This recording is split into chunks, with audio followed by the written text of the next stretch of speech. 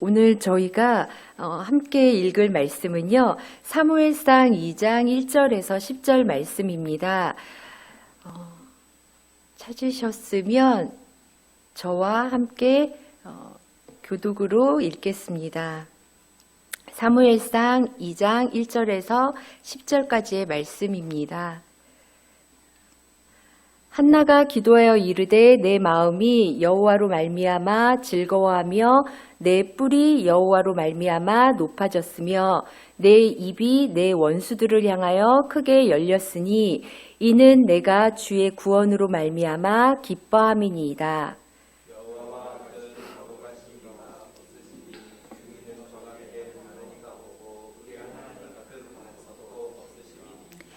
심히 교만한 말을 다시 하지 말 것이며 오만한 말을 너희의 입에서 내지 말지어다. 여호와는 지식의 하나님이시라 행동을 달아보시느니라.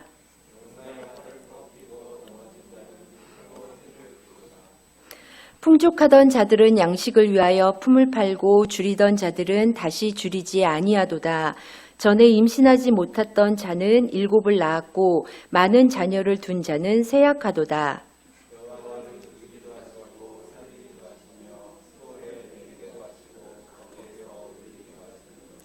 여호와는 가난하게도 하시고 부하게도 하시며 낮추기도 하시고 높이기도 하시는도다.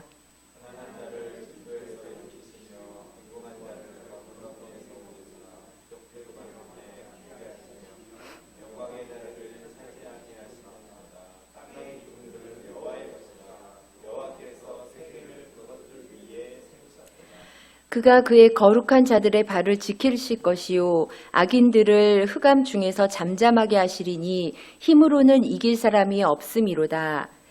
여호와를 대적하는 자는 산산이 깨어질 것이라. 하늘에서 우레로 그들을 치시리로다. 여호와께서 땅끝까지 심판을 내리시고 자기 왕에게 힘을 주시며 자기의 기름 부은 받은 자를 뿔을 높이시리로다 하시니라. 아멘.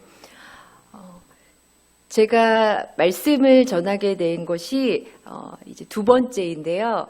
첫 번째가 지났기 때문에 두 번째는 좀 괜찮을 것이라고 생각을 했는데 막상 첫 번째보다 더 떨리더라고요. 그래서 제가 첫 번째는 못 모르고 했구나라는 생각을 하게 되면서 그럼에도 불구하고 이 자리에 서게 된 것은 오늘 말씀에 제가 중요하게 알고자 하는 그 무언가가 제 안에 있고 그 무엇을 제가 붙잡고 있기 때문에 이 자리에 섰습니다. 우리 성도님들도 저와 함께 이 말씀을 나누시면서 그 한 가지를 붙잡음으로써 어떤 상황 속에서도 하나님으로 인해서 굳건하게 서시기를 바랍니다. 제가 답을 이야기해 버린 것 같아요. 네, 말씀을 시작하겠습니다. 사무엘서가 시작하는 역사적 상황은 사사기 말기로서 사무엘서는 사사기와 이어져 있습니다. 사무엘서에는 두 가지 중요한 주제가 있는데요. 첫 번째는 하나님의 백성인 이스라엘의 리더십의 문제를 사무엘과 사울과 바울의 삶과 행동을 통해서 나타내고 있고요. 두 번째는 언약궤를 언급하면서 신정과 언약궤를 언급하면서 그들 가운데 거하시는 하나님의 임재를 말하고 있습니다. 먼저 사무엘서는 우리가 잘 알고 있듯이 절박한 심정으로 아들을 달라고 간절히 기도했던 한나의 이야기에서 시작됩니다. 오늘 우리가 읽은 2장의 말씀은 크게 두 가지로 나눌 수 있는데요.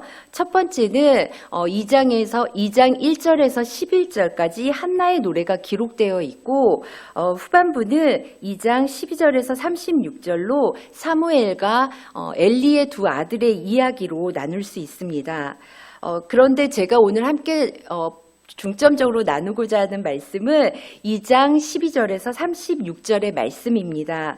2장 12절에서 36절의 말씀에서는 사무엘과 엘리의 두 아들 홈니와 비니하스의 이야기를 반복적으로 기술하면서 사무엘과 엘리의 두 아들의 결말이 성공과 실패로 나뉘어지는 것을 우리가 생각할 수 있게끔 합니다. 그래서 우리는 예상대로 이루어지는 그 결말을 바라보면서 한나처럼 자녀를 양육해야 된다고 다짐하거나 또한 한나가 어떻게 자녀를 양육했기 때문에 그렇게 되었는지를 찾으려고 합니다.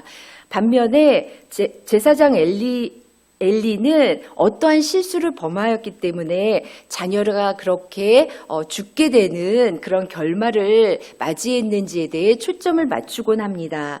어쩌면 오늘 말씀의 제목을 접하시고도 설교의 결말을 예상하시면서 이미 적용까지 마음에 새기셨을 수도 있습니다.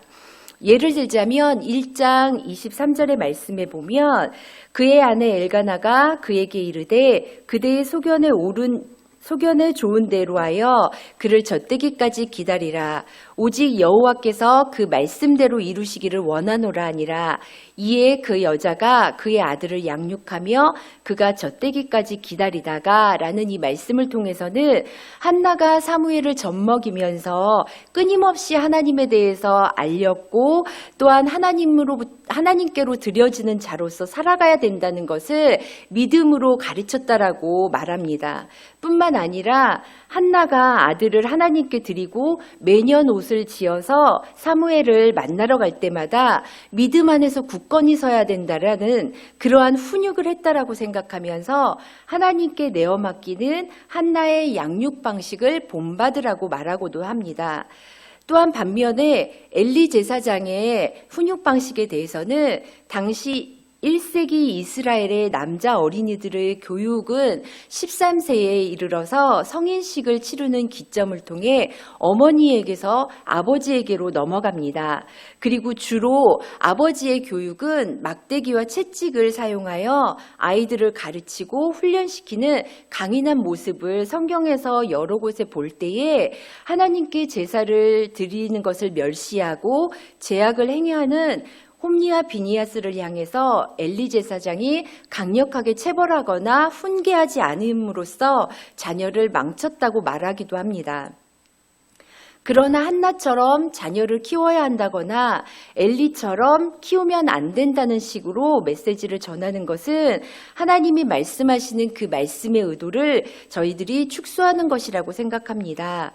본문 말씀을 조금만 멀리 떨어져서 생각해 본다면 사무엘과 엘리 두 아들의 확연한 대조를 통해서 전달하고자 하시는 하나님의 메시지는 그렇게 단순하지 않을 것을 알게 됩니다.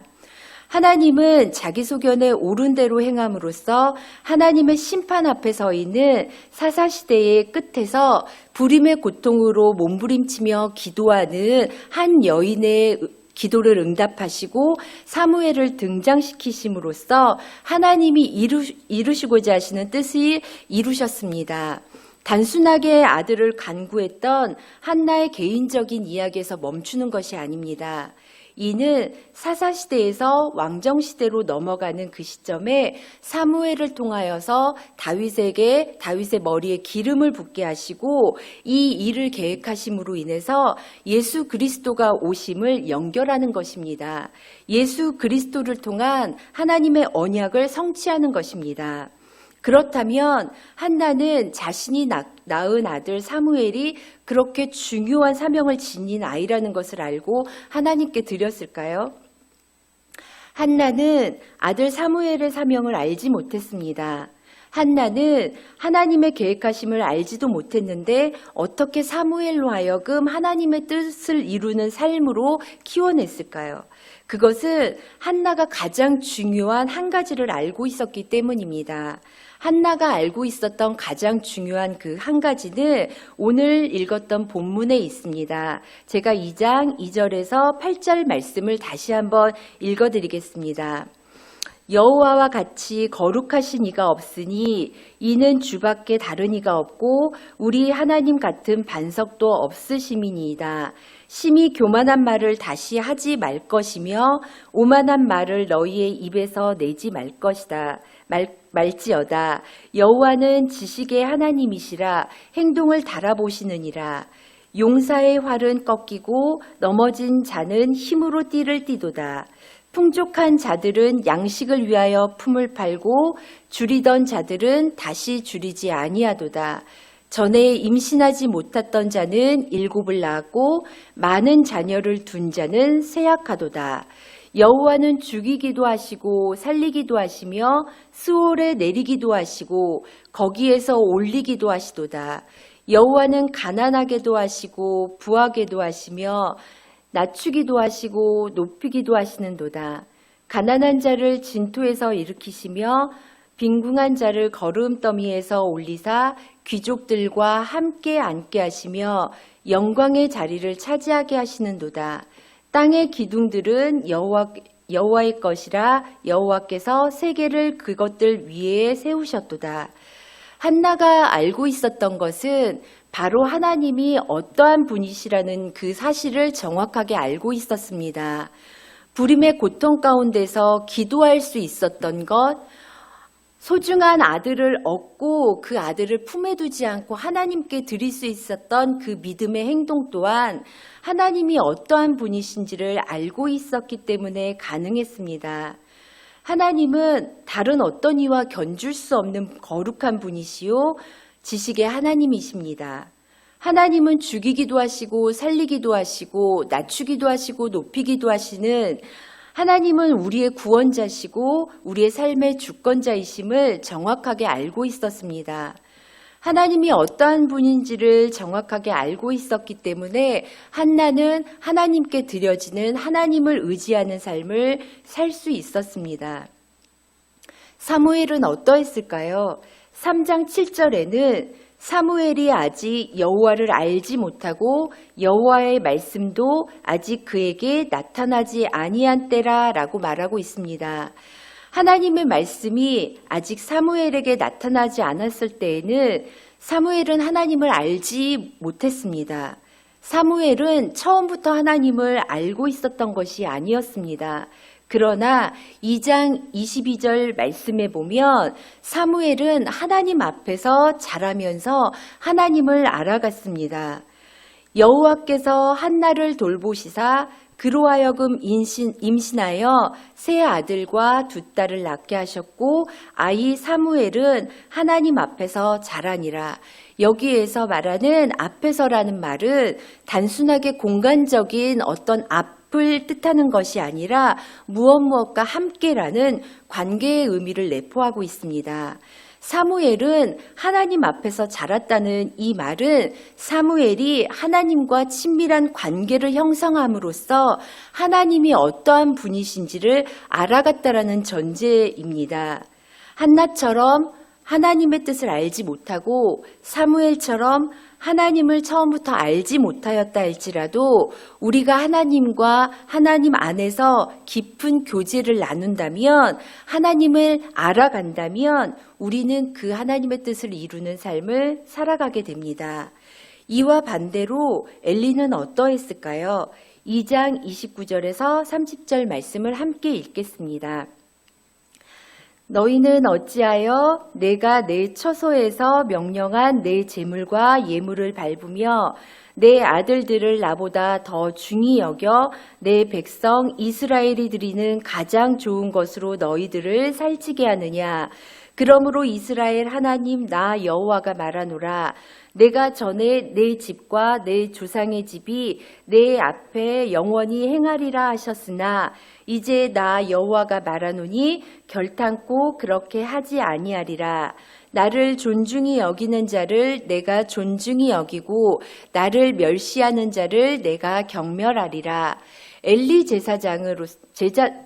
제사장은 하나님을 아는 제사장이었습니다. 그러나 그는 자신의 아들을 중하게 여기는 마음으로 말미암아 하나님을 향한 마음을 잃어버리고 말았습니다.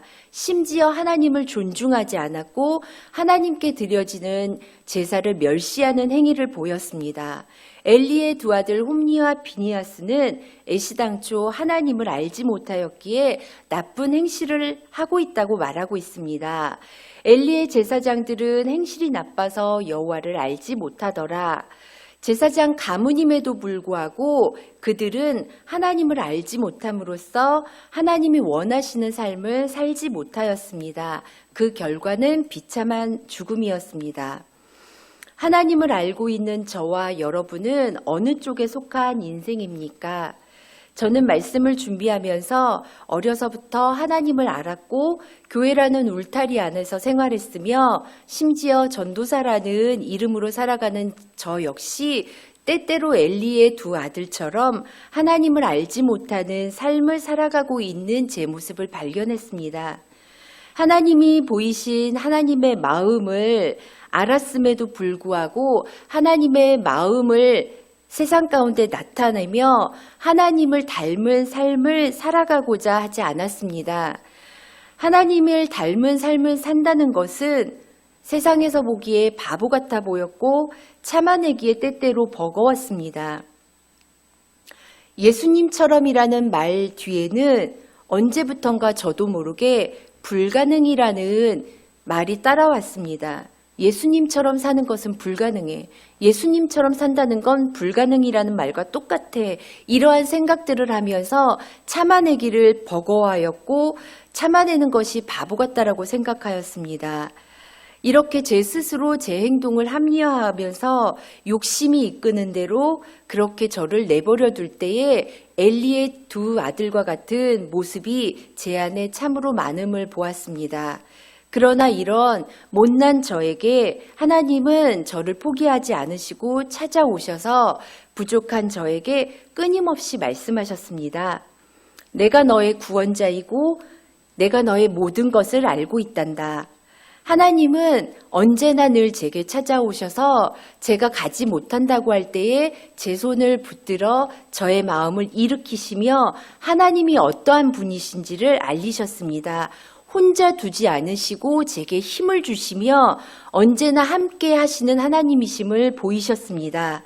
그래서 저의 못난 모습이 보여서 스스로 포기하고 싶거나 낙심될 때에 주저앉을 수 없었습니다. 넘어지면 또 일어나서 하나님 아버지를 닮아가려고 나아가면 된다라는 확신이 생겼습니다. 비록 어렵고 힘든 일이 있을지라도 언제나 저를 위로하시고 제게 찾아오셔서 하나님이 어떠한 분이신지를, 나의 하나님이 어떠한 분이신지를 알리셨기에 그런 하나님을 저는 알기 때문에 어떤 어려움이 와도 웃으면서 나아갈 수 있었습니다. 말씀을 마칠까 합니다. 한나와 사무엘 그리고 엘리와 그 두 아들의 끝이 다른 것은 자녀 양육을 어떻게 했느냐의 문제로 성공과 실패가 갈라진 것이 아닙니다. 인생이 달라진 것은 호세아 4장 6절 말씀에서 내 백성이 지식이 없으므로 망하는도다. 내가 지식을 버렸으니 나도 너를 버려 내 제사장이 되지 못하게 할 것이요 내가 내 하나님의 율법을 잊었으니 나도 내 자녀들을 잊어버리리라 라고 말씀하셨듯이 하나님을 아는 지식이 없음으로 망하였던 것입니다. 따라서 우리는 어떤 자리에 있든지 어떤 어려움에 처하든지 어떤 방해가 있든지와 상관없이 하나님을 알고자 함을 결코 놓쳐서는 안 됩니다. 사사시대의 끝자락에서도 짓밟지 않으시고 예수 그리스도의 언약을 이행하시며 자비와 긍휼의 하나님이 나에게는 어떻게 다가오시는지를 붙잡고 나의 하나님을 알아가기를 소망합니다. 그리고 나의 하나님이 어떠한 분이신지를 알았다면 어떤 어려움이 와도 하나님의 성품을 나타내는 자로서 주어진 하루에 최선을 다하며 살아내기를 원합니다. 그럴 때 우리는 하나님이 우리를 향한 그 계획하심을 알지 못할지라도 그 계획하심을 이뤄내는 삶을 살게 될 것입니다.